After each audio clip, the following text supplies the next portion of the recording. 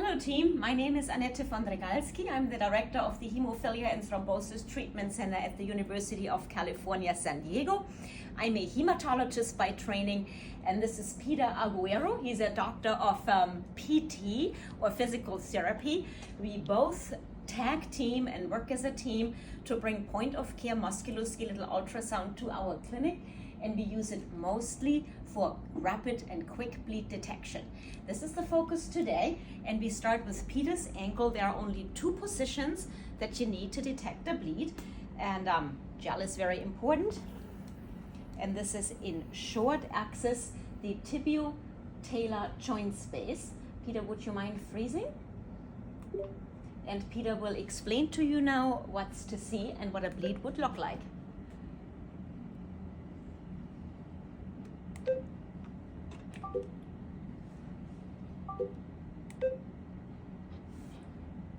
So here we have the bony cortex of the talus. So we're looking at the cross section of the talar dome here. That's that white, bright, hyperechoic line that's there. You want to see it nice and bright and crisp.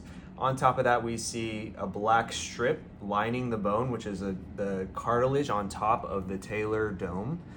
And then right above the cartilage is where you would see an effusion.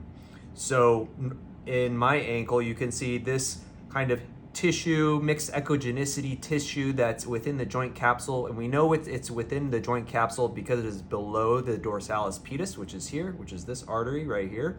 So everything below this artery, all the way down to the cartilage, is considered still within the joint capsule. So you would then see an effusion that's sitting right on top, and it would look dark, hypoechoic with speckles inside, and compressibility when you do some sonopalpation and press your probe into the skin.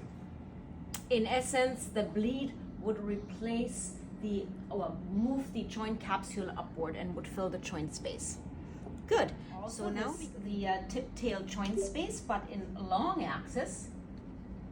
This is all you need. See my probe position on the joint in long axis. Oops. So now we're going to the second position necessary for joint bleed, or useful for joint bleed detection, and that is the tibio-talar joint space in long axis. And we will freeze the image here,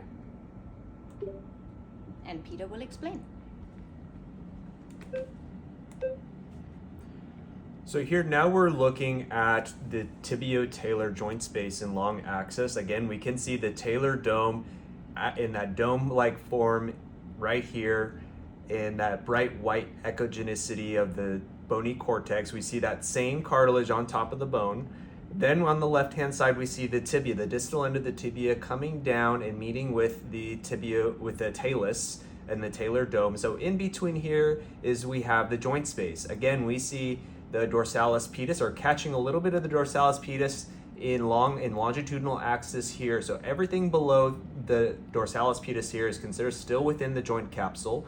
We see all of this mixed echogenicity tissue again within the joint capsule. And so if you were to have a hemarthrosis in this patient, this effusion would then spill out into this area and occupy this area above the cartilage, above the talar dome.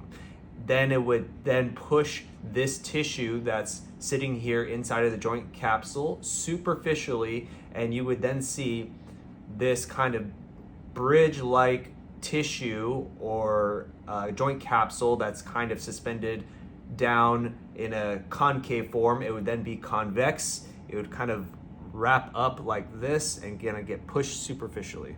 And we have a little incidental finding here in the talar navicular joint space of Peter's.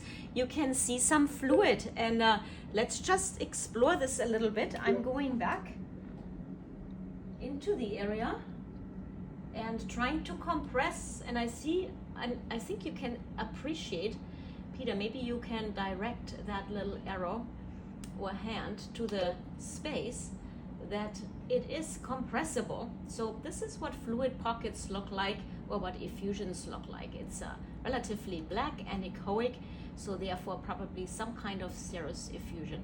Peter, did you know that? I exercised this morning, so that makes sense. There you go. Thank you. So we now proceed to the knee.